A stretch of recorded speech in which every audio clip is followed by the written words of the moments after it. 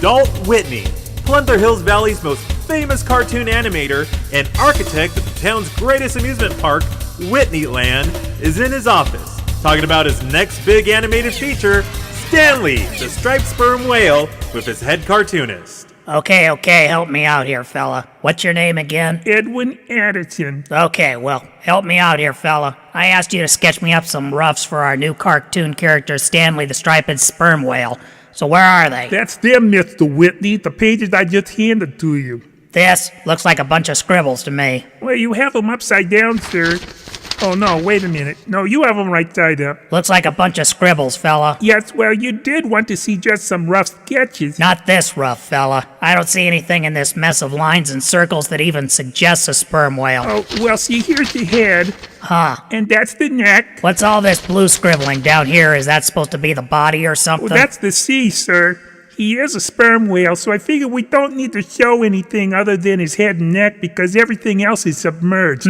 Well, that will make him easier to animate. What's this on top of his head? Sort of looks like a couple of bicycles. Oh, those are his horns, sir. Horns? Really? Yes, sir. Huh. Well, sperm whales don't have horns. Tell you what, streamline them a little bit and make them antennas. You know, like bug antennas. Do sperm whales have bug antennas, sir? They do if I say they do, fella. Okay, antennas. Got it. Where's its eyes? I don't see its eyes. Well, that sketch is looking straight on at him from the front. His eyes are on the side of his head. You know, like a grasshopper. Side of its head? Don't you know anything about sperm whales? Sperm whales' eyes are on the front of their head so they can see where they're going. Gee, are you sure? Their eyes aren't on the sides of their head? Of course not. Oh, Sperm whales may be mythical creatures, but that doesn't mean you can just ignore how they're put together anatomically. You want to draw grasshoppers, I'll send you out to that big grassy field next door and you can spend the rest of the summer drawing grasshoppers to your heart's content. Does that sound like the kind of assignment you'd relish, fella? Well, no. Well, then zip it. So let's see, antenna instead of horns, eyes on the front of the head.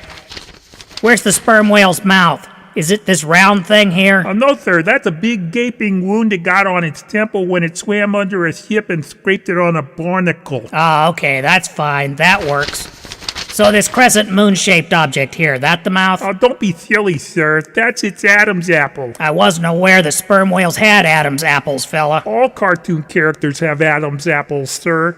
They have to, otherwise there's nothing to bob up and down in their throats to show that they're worried or nervous. Good observation, fella. Maybe you're not as much of a novice in the field of animation as I thought you were. You can't see Stanley the striped sperm whale's mouth in this sketch because he's got his lips all pursed up, and they're hidden by his giant mustache. Mustache. That the zigzag line that covers nearly the whole page? Stanley's mustache will be his most distinguishing feature. The mustache is actually bigger than he is. Novel. I like things that are novel, and that certainly is novel. Just think of all the possibilities, Mr. Whitney.